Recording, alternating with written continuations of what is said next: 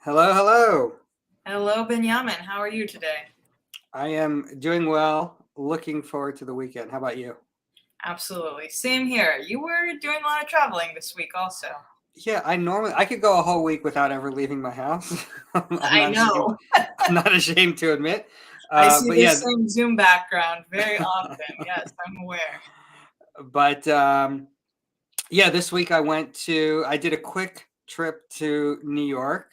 Was in the office um, for only the second time in my tenure here at the Forward. It was my second time at the office, and it was great. Saw a bunch of people, but I'm sad to say I was there on Monday, but I was not there on Wednesday, so I missed your Miss Whiskey weekly, Wednesday. yeah, Whiskey Yes. Wednesday. How was that? It was lovely. Yeah, back in the days of print, we used to close the print edition of the Forward on Wednesdays, and the then art Mm. department started the tradition of breaking out some scotch to celebrate putting the paper to bed, as we called it. And Hmm. when we came back to the office, we reinstituted the Whiskey Wednesday, but without the hustle of a print deadline.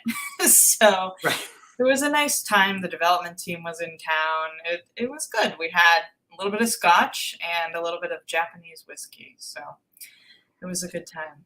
What's your drink of choice? I like whiskey. I like red Yeah, wine, but yeah, it got to go with the alliteration for whiskey. the drink. So speaking of alliteration, I went to a bar in New York on Monday night, and I was thought I was all proud of myself. I ordered a scotch and soda. Hmm. Now, what I thought a scotch and soda was a glass that had a little bit of scotch and a bunch of soda in it. Yeah. But they gave me two different glasses, one with soda and one with and one with scotch.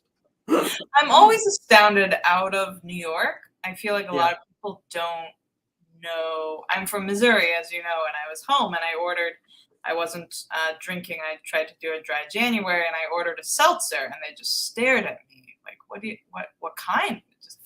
Just the seltzer part of the Sounds- seltzer, soda part. So maybe it's not just outside of New York.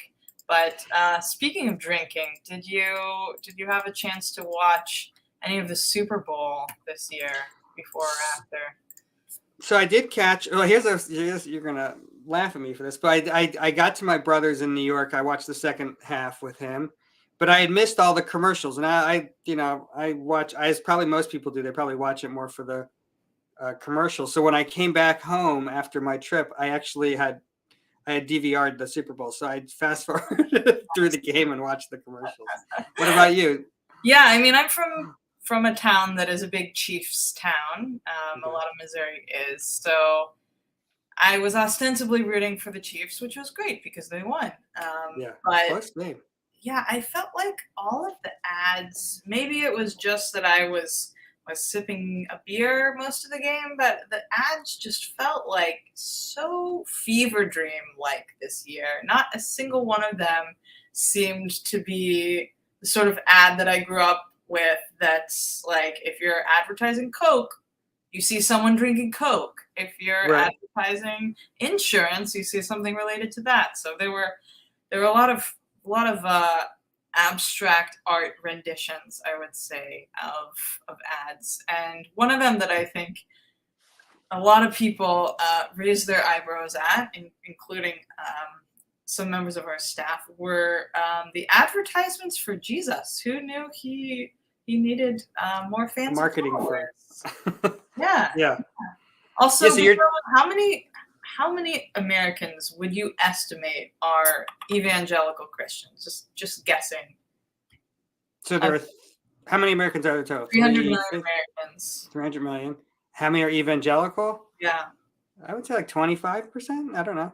90 to 100 million people. So about a third of Americans 30%. are evangelical Wow. Christians. So they're really going in on the rest of the market, I guess. But Right. So they're going after the 70% of the yeah, market that's not already. You're right. exactly. Right. So there were two Jesus commercials during the Super Bowl. We wrote about it on our site. It was paid for by there was a nonpartisan Christian group that bought them for what I'm told was at a cost of almost $20 million. 9 million. You know, Wow. there were two. two 30-second ads, and then obviously you get, untold publicity, obviously, in the days afterwards, people talking about it. But Benjamin, would you have even remembered the name of this group if you hadn't had to look it up? Like, I don't know that they are getting publicity. I think I guess Jesus, who I'm not Christian, obviously, but I don't think he's still around to reap the publicity, but who knows? Right. You're saying from a branding exercise, it was very pro Jesus, but you forgot the name. It was He Gets Us, I think was the group. He Gets that Us. did it. Yeah. It was very unclear. Like, what are they selling here? What is the thing? And I mean, our colleague wrote a piece where she spoke to the head who said they're kind of trying to do a rebrand. I mean, we see this also in Judaism, right? Like Havdil, separating it, but Chabad, right? They're not trying to get people invested in their Judaism by going after the most obnoxious parts of being Jewish, which are all the rules and regulations. They get people drunk and give them free food and offer music and fun. And I guess this is sort of in the same vein of, sexying up religion to make it more palatable to people.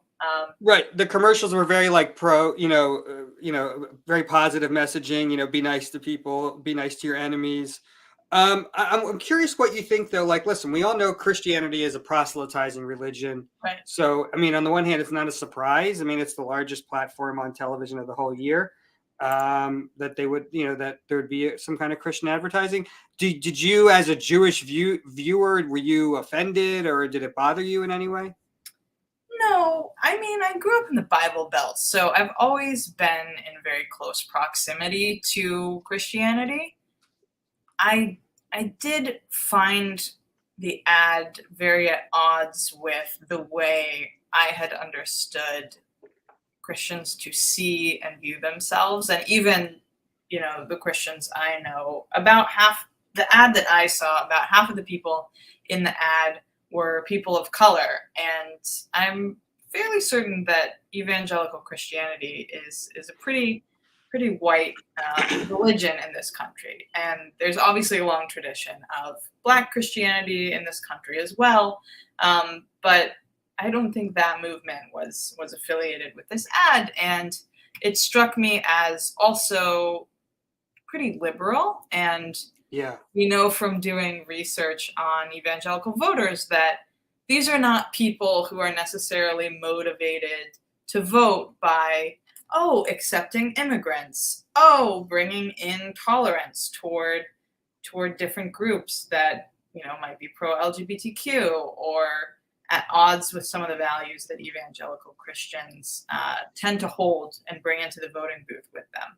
So, I just found it pretty bizarre, but certainly not offensive. I mean, if you got offended by Christian symbols, it would be very hard to live in this country. Doesn't mean people don't try, but right. What did you think? Yeah, I mean, I also grew up in the Bible Belt, and church on every street corner, so it didn't necessarily surprise me, and it doesn't offend me. And listen, it's a free country. If this is how they want to spend $20 million, so it didn't bother me. We've seen, I grew up, I remember seeing more, Church of Latter-day Saints ads all the time on TV. Mm-hmm. I would see, and I mean, even Judaism is not a proselytizing religion, but even in this NFL season, the group, I think it's called Combating Anti-Semitism, which is funded by Robert Kraft, the Jewish owner of the New England Patriots. They bought a couple ads, I think in October and in January during the NFL games, about combating hate and anti-Semitism. So I mean, it's like I said, it's a free country and it's a free market, and if people want to spend their money, it doesn't bother me per se. And listen, we're not force feeding it down people's throats. I mean, people are choosing to watch the football, and they're choosing to watch advertisements for Tesla, for cars and sports betting and beer and all sorts of things. Right. Not any more offensive than anything else. Yeah. So let us know. I see some people writing in the comment section. Let us know where you're watching from. We see Seymour Applebaum. Thanks for tuning in from Toronto. What other news were you watching this week, Laura? So, darling of the, I would say, reasonable conservative right, Nikki Haley announced that she is running for president in the 2024 cycle. Bethany Mandel, a conservative columnist, wrote a piece for us outlining why a lot of conservative Jews with a small c, a lot of Republican-leaning Jews, really like Nikki Haley. And she has, for a long time, before she was in the Trump administration, been seen as a very pro-Israel person. She has advanced religious liberty issues from a center-right perspective. And I think probably most compellingly for people that are on the right, she holds a lot of right-wing positions without coming off like a crazy person, which, say what you want about those beliefs. It goes a long way in the ballot box when someone can present themselves as thoughtful, intellectual, and, a compelling candidate. I don't personally sit on that side of the spectrum, but I can certainly see why, for people who do, she's a compelling figure. And she's also, this really interesting case. We have this a lot more and more. She's from the South. She is mixed race. She is conservative, but a person of color. And more and more, we're seeing a lot more diverse candidates, which I think speaks positively to the direction of politics in this country. But that was the talk of politics for a lot of folks on the right this week. Yeah, I dropped a link in the comments section to Bethany's interesting column about that. It'll be interesting to see what happens with Nikki Haley. I was listening to a podcast this morning, and they were like, it's super early, and we thought, totally, Mayor Pete was gonna, last cycle, Mayor Pete or Mike Bloomberg or all these people who kind of soar early on, but then or even Chris Christie, a couple cycles ago. So it'll be interesting to see. It's, obviously we're more than 2 years.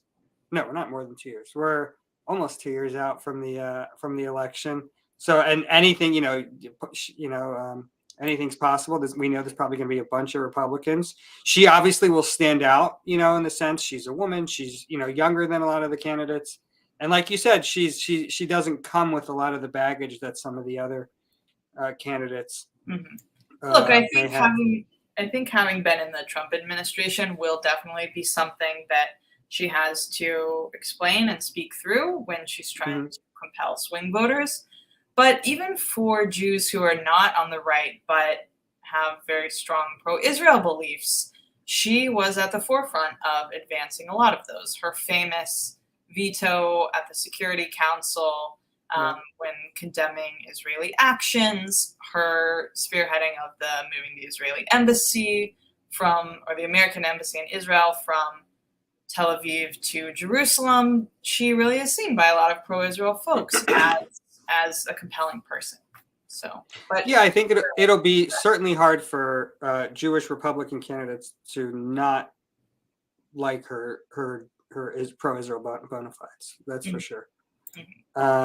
Let's see. Hello, Neil Fleischman, who's watching from New York City. Thanks for joining us. So one story, we'll do one more news item, and then we'll bring on our guests for today's show.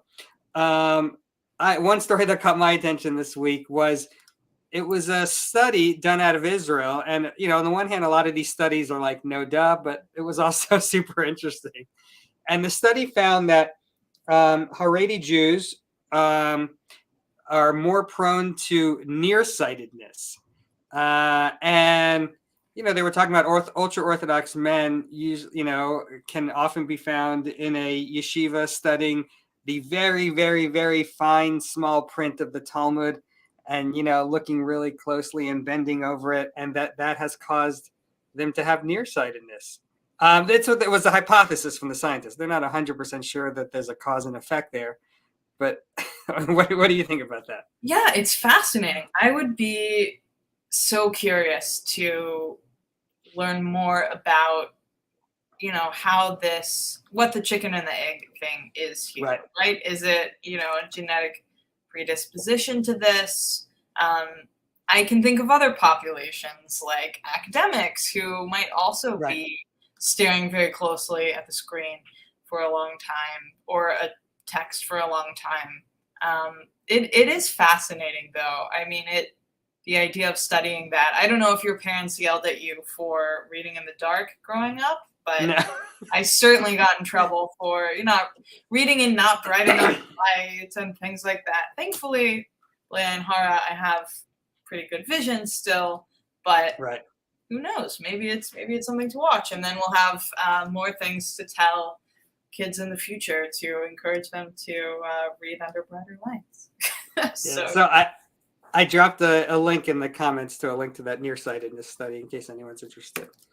And now I'm going to drop a link to get you excited for our next topic. We are happy to be joined today by our colleague, Mira Fox, a culture reporter here at The Forward. Welcome, Mira. Thank you. I have to say also, I have terrible eyesight, and I did read under my covers all the time in low light, and I got yelled at constantly, and they were right. Yes. Oh, there you go. So we wanted to bring Mira on because she's our culture reporter, and she recently wrote a review, which I linked to in the comment section, of this new Netflix comedy. It's called You People. It stars Jonah Hill as a Jewish character named Ezra Cohen, who happens to be my brother's name as well, Ezra Cohen. and he falls in love with a black woman who's the daughter of Eddie Murphy in the movie.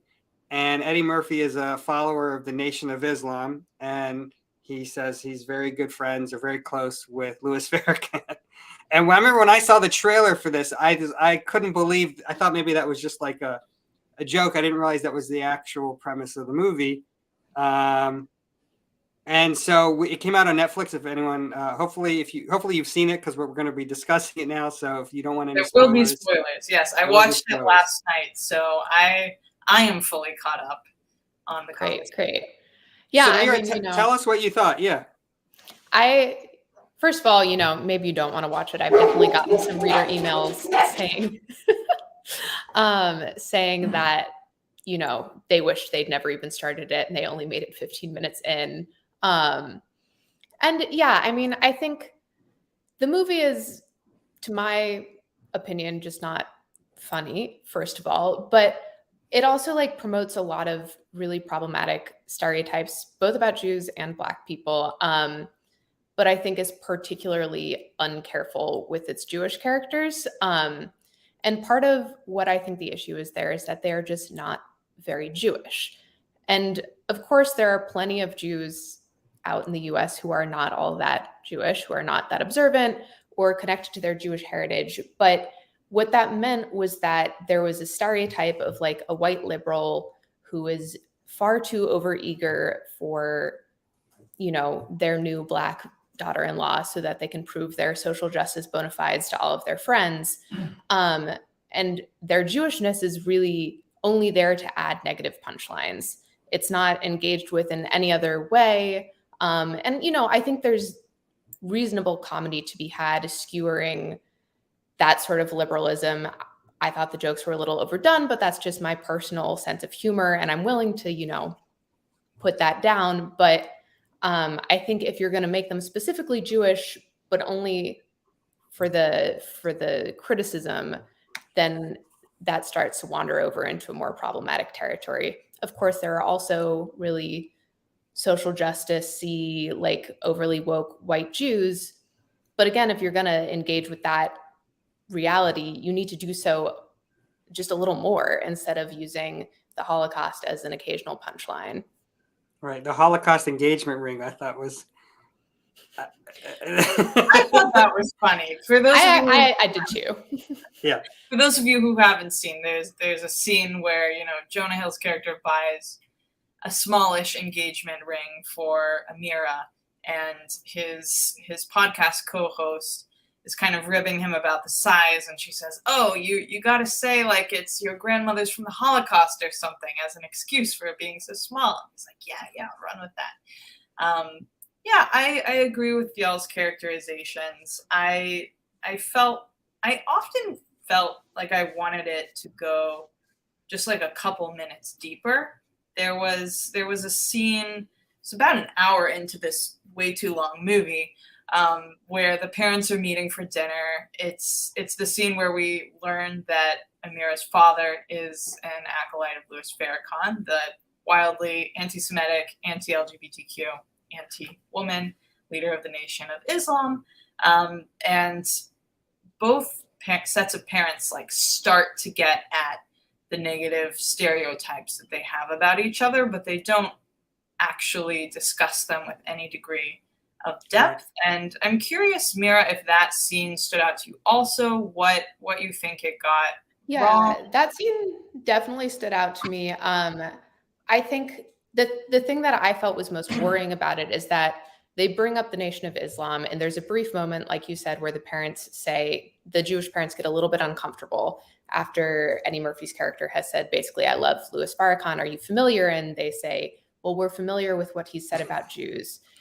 Not that many people necessarily know what Louis Farrakhan has said about Jews, especially given that this movie was really being pushed by Netflix. It was like constantly on the top bar when I would open the site. And I just don't think that you can count on the audience to know that. And it also went on in which Eddie Murphy's character aired one of Louis Farrakhan's most pernicious anti-Semitic conspiracy theories, which is that Jews control the slave trade. Right. And he basically accuses the Jewish family of being well off because they inherited slave trade money. And that's where the scene basically just erupts into yelling where you can't understand anybody, and then it's over. And so you don't actually learn that that's false or any of the things behind that. And you also don't learn any of the actual things Louis Farrakhan said about the Jews. You're expected to know that. And I think given the characterization of the Jewish family throughout the film as being sort of like unreasonable and like uneducated about Black matters and about Black history, it's really easy to watch that scene and think like, yeah, that's probably true. Like they're probably just unwilling to admit their privilege there, as they are in so many other situations, and like did actually inherit slave trade money. I think it's just a little too easy to think that that's real in that scene. And they didn't actually discuss it. I will say there's one brief throwaway for people who aren't familiar with the Nation of Islam early in the film, in which Eddie Murphy's son makes a wisecrack about the fact that Nation of Islam is like a brand new religion. But for a lot of viewers, it's sort of presented as just Islam. And again, if you don't know the history of the Nation of Islam and the fact that, you know, a lot of Muslims don't necessarily consider it Islam, and it has a lot of like beliefs and theology that have no connection to other forms of Islam, I think it's pretty easy to just be like, oh, they don't like Black people and they don't like Muslims, and leave it at that. Right. I think the movie used religion, both Judaism and the Nation and Islam / Nation of Islam, in a way that was reductive and the butt of the jokes. And I think, you know, I first I thought there was a lot of funny lines. Like I was literally laughing out loud at a bunch of times during the movie. But I also thought the movie was the tone was weird, because I thought the movie was trying to do too much for a comedy. And I know obviously comedies and movies in general are supposed to speak to larger issues, etc. But like that dinner scene, which is what everyone has been talking about, was just like, I felt a little uncomfortable. It reminded me a little bit of Dave Chappelle's monologue in a couple of months ago at Saturday Night Live about Kanye and anti-Semitism. Like I was laughing, but I was also like, I hope other people who are not Jews aren't listening to this, you know? Yeah, absolutely. I mean, there's a part of it in which I also just thought it was not a particularly well-made movie. Like I thought the lines, while some of them were funny, were almost too packed in. Like there was not enough plot. I think one of the places where it was really weak just as a general film is the fact that Jonah Hill's relationship with Amira, Ezra and Amira's relationship, just does not get fleshed out at all. We basically have like a brief montage completely free of dialogue towards the beginning of the film, in which we're supposed to just accept that in 6 months, which I would argue is short for anybody to get married after, they're just so deeply in love that they're willing to, you know, fight through all of these family issues, blah, blah, blah, and that they're really perfect for each other and it's only their family's differences that are standing in the way.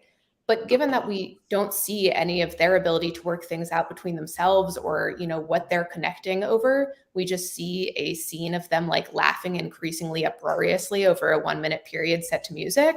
Right. Like, we just have no reason to root for them or to believe in their relationship.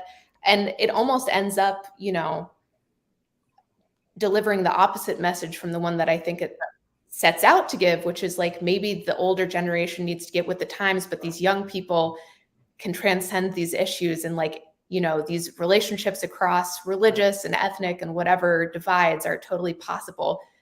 Yeah. It's not compelling. It's really hard to believe in. I mean, literally reports came out that their kiss was CGI at the last scene. I saw that. There was so little chemistry between these two, and you could definitely feel it. And Mira, I so much of what you're saying is resonating. As you know, someone who has friends in deeply committed interfaith and interracial relationships, having dated people from other cultures myself, there was always this separateness between what was happening. There was Ezra's world and there was Amira's world, and there was no overlapping. I mean, Ilana Kaufman, head of the Jews of Color Initiative, wrote a really nice piece for us about how you never saw a Black and Jewish character, and you never saw any Jews of color at the shul. You never saw any overlap of these worlds. And as we were talking about earlier in this episode about, you know, some other issues, that's just not the lived reality in America anymore. You don't have these separate cloistered communities. So the fact that, you know, they were entirely separate and they never really made this third shared space between the two of them, it was just totally not reflective of the way that people live these days. Yeah. I also want to talk about that synagogue scene in the very beginning. Yeah, I was going to bring that up. Yeah. Where you don't see any Jews of color. You also don't really see any young people aside from Ezra and his sister. It's a Yom Kippur service, I think, right? It's a Yom Kippur service. And you get this parade of like Jewish all-star actors, which is sort of funny to see go by. But they all get given these like disgusting, lecherous lines. Yeah. Like Jonah's like orthodontist tries to invite him into the bathroom to examine his penis. It's just like there is no positive representation of Judaism at any given point. Right. And, you know, I think that the same is to some extent true of like the Nation of Islam and Amira's family in the movie. Mm-hmm. They're just not very well developed characters throughout, but they're a little bit more developed. And the Jewish side just gets this like parade of stereotypes and like even things that, you know, they're not even Jewish stereotypes. Like, why is the Jewish orthodontist trying to like give Ezra a hand job? Where did that come from? Why does that need to be there? So there's a lot of one-dimensional characters, and I'm also wondering, like, you know, we don't know how, you know, movies are made, but it seems like there's a lot of, you know, jokes by committee and, you know, that kind of a thing. So it does make you wonder how it ended up being like that. So Mira, what is the next movie that you are excited to see? Ooh, great question. You know, I have a screener for a documentary called Israelism that's about to start making the film festival circuits. That is supposed to be complicated. So I'm interested to see how they handle that. Got the screener sitting in my email right now.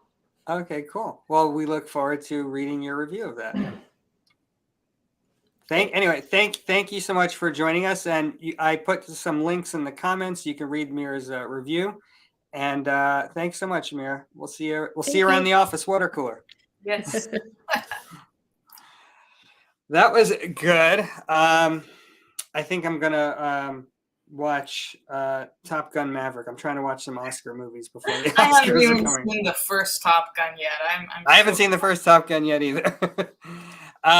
So we'd like to end each episode here talking about our favorite person of the week, our tzaddik of the week, and our worst person of the week, the nudnik of the week. We're trying to embrace our Yiddish heritage here. So let's start. Let's start with the bad. Let's start with the nudnik of the week. Let's start with the bad. What do you got for us, Benyamin? I want to nominate a Florida Republican Congresswoman, Representative Anna Paulina Luna.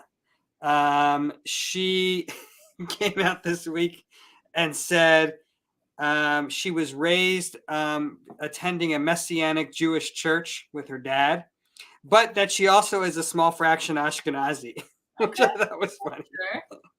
And then it also came out, the Washington Post did a big expose this week and revealed that her grandfather, I think, was a Nazi soldier. So Yikes. Messianic Jew, Yikes. slightly Ashkenazi, Nazi grandfather. Yikes. Yeah, unfortunately, you can't actually appropriate and colonize being Ashkenazi, so maybe she got a little confused in the family history there with what the involvement actually was. Yeah, I think that's a good nomination. We're seeing a resurgence of Messianic. There was another Messianic Jewish story last week we talked about of a Jewish a politician in Michigan who's running for the Michigan Republican Party chair, who belongs to a synagogue, grew up Jewish, ran on her Jewish connections, and now recently mentioned that she was baptized and is a member of a Messianic congregation. Yeah. Again, believe whatever you want to believe, do whatever you want to do, but leave the Jews alone. Come on, leave us out of it. Leave us out. Right. Right.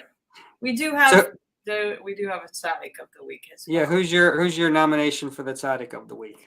So Pennsylvania Governor Josh Shapiro recently shared a very moving statement about his anti-death penalty stance, calling it a matter of morality and referencing the families of the Tree of Life victims who have written and spoken extensively about how they don't even want the death penalty for the shooter because that isn't in line with their Jewish values. So, Tzaddik of the week, a lawmaker using his Judaism to stand up for morals.